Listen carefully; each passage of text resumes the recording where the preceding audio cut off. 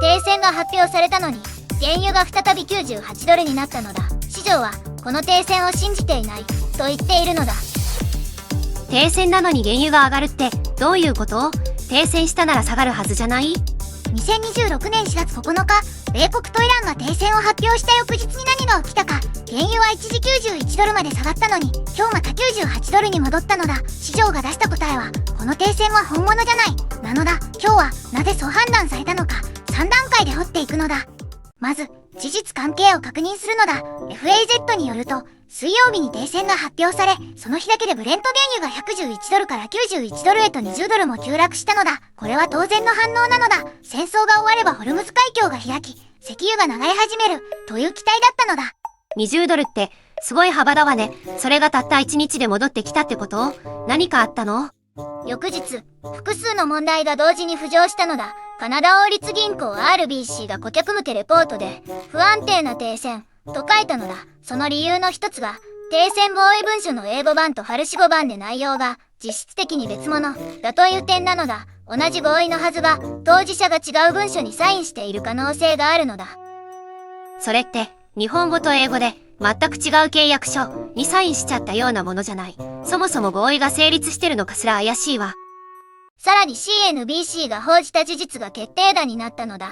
UAE 国営石油会社 ADNOC のトップ、スルタン・アル・ジャーベル CEO がホルムズ海峡は開いていないと公言したのだ。現在、イランは全ての船舶通過にイランの許可を求めているのだ。ADNOC の CEO は、これは航行の自由ではない。これは強制だ、と断言したのだ。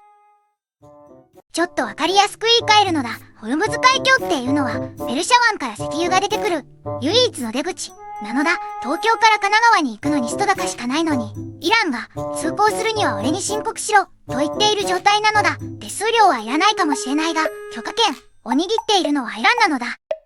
つまり、停戦の条件としてホルムズを完全に開けるはずが、実際にはイランが通行証を発行する権限を持ち続けているってこと？それって停戦の意味があるのかしら？トランプ大統領は停戦条件として、ホルムズの完全、即時、安全な開放を求めたのだ。だが現在、イラン軍は海峡を管理、制御すると表明しているのだ。オイルプライスによると、開示情報会社ウィンドワードは海峡は再開していない、監視下の一時停止状態だと分析しているのだ。現在230隻のタンカーが湾内で荷を積んで出港を待っているのだ。230隻ってどのくらいの量なの？普段のホルムズってどれくらい通ってるかしら？ CNBC によると、戦争前は世界の原油供給の約 20% がホルムズ経由だったのだ。230隻が積んでいる原油の量は世界市場が数日分を必要とする規模なのだ。ADNOC の CEO が出口に行けば物理的な供給不足という現実にぶつかると言ったのはこの意味なのだ。これが停戦発表翌日に原油先物が再び98ドルに跳ね上がった真の理由なのだ。ここで構造的な問題を一つ指摘するのだ。イスラエルがレバノンへの攻撃を続けたことで、イランはこれは停戦違反だと主張しているのだ。コメルツ銀行はレバノンは停戦の対象外だと反論しているのだ。つまり停戦の範囲についても当事者間で解釈が割れているのだ。この状況、実は1970年代の中東戦争後の石油禁輸にとても似た構造があるのだ。ちょっと待って、私は逆の見方もできると思うんだけど、停戦発表自体は事実で、完全崩壊はしてない。不安定な停戦と、停戦なしって全然違う話じゃない？市場が過剰反応してる可能性はないかしら？鋭い指摘なのだ。確かにフランクフルトのメッツラー銀行でさえ、停戦か非かと戸惑いを表明しているように、市場の混乱は事実の混乱を反映しているのだ。ただ、台湾の国営生成会社 CPC がすでに中東域のタンカーを1隻予約したという事実は、完全に諦めてはいないという動きを示しているのだ。つまり今は条件付きの希望の段階なのだ。ここまでをまとめるのだ。停戦発表の翌日に原油が再上りした理由は3つなのだ。第1に、英語版とファルシ語版で合意内容が異なること。第2に、イランがホルムズの通過許可権を維持していること。第3に、230隻のタンカーが湾内で足止めされ物理的供給不足が続いていることなのだ。では、これが日本にどう直撃するのかを見ていくのだ。日本への影響を考えるとき、投資家の視点から入りたいのだ。NISA で全世界株や S&P500 に投資している人は今何を見ているはずかを説明するのだ。 CNBC によると、米国の2月 PCE インフレは 3% で高止まりしているのだ。さらに GDP 成長率は 0.5% まで下方修正されたのだ。この組み合わせが何を意味するか。スタグフレーション。インフレなのに景気が低迷する最悪の状態なのだ。スタグフレーションってなんでそんなに怖いの？普通のインフレと何が違うのかしら？普通のインフレなら景気がいいから物価が上がる。つまり FRB は利上げで対応できるのだ。でもスタグフレーションは景気が悪いのに物価だけ上がる状態なのだ。利上げすると不況が深まる。利下げするとインフレが加速する。どちらに動いても悪化するジレンマなのだ。 CNBC 誌のアナリストが1970年代との類似が増していると書いたのもこのためなのだ。 NISA で投資している人への直接的な話をするのだ。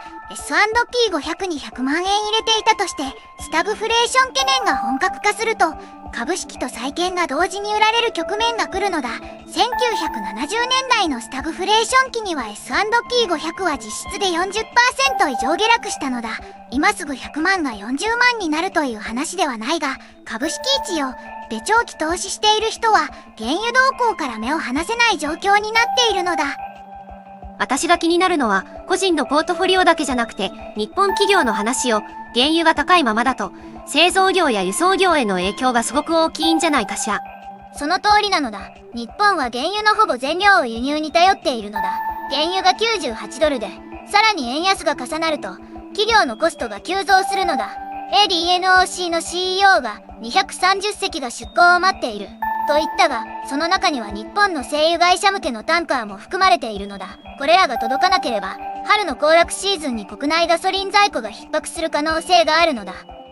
冒頭で停戦なのに原油98ドルという矛盾を提示したのだ。今なら答えがわかるのだ。停戦は名前だけ。ホルムズが実質的に閉じたままである限り原油市場は信じていないという判断を出し続けるのだ。これが今まさに起きていることなのだ。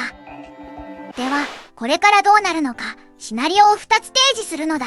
シナリオ A はホルムズが2週間以内に本当に開く場合、原油は再び90ドルを割り株式市場に安堵の買い戻しが入るのだ。 S&P500 と DAX は10% 上昇する可能性があるのだ。シナリオ B は停戦が再び崩壊する場合、原油は再び100ドルを超え欧米株式は 15-20% の急落局面が来る可能性があるのだ。僕の正直な見立てを言うのだ。停戦文書の英語版とファルシ語版が食い違っていて、レバノン攻撃の扱いも合意できていない。この状態で2週間以内に完全解決はかなり難しいと思うのだ。確率的にはシナリオ B の方が現実的だと感じているのだ。ただトランプ政権はこの停戦を成果として国内に売り込みたい動機が強い。政治的プレッシャーが形だけの解決を生み出す可能性もあるのだ。形だけの解決って確かにありそうな話だわ。でもそれで原油が下がって NISA が助かるならそれはそれで悪くないんじゃない？私は素直にシナリオ A を祈る派かしら。それも一つの正直な答えなのだ。ただ投資家として覚えておきたい数字が一つあるのだ。230隻なのだ。湾内で出港を待つタンカー230隻が動き始めたかどうか、これが本物の停戦かどうかを確かめる最も信頼できる指標なのだ。ニュースの文字じゃなく船の動きを見るのだ。あなたはシナリオ A と B どちらが来ると思うのだ？コメントで教えてほしいのだ。今日の動画はここまでなのだ。ホルムズ海峡の230隻の動きはこれから毎日ニュースに出てくるはずなのだ。次回はこのスタグフレーションが FRB の金利決定にどう影響するか、そして日本の春の物価にどう波及するかを取り上げる予定なのだ。チャンネル登録してまた会おうなのだ。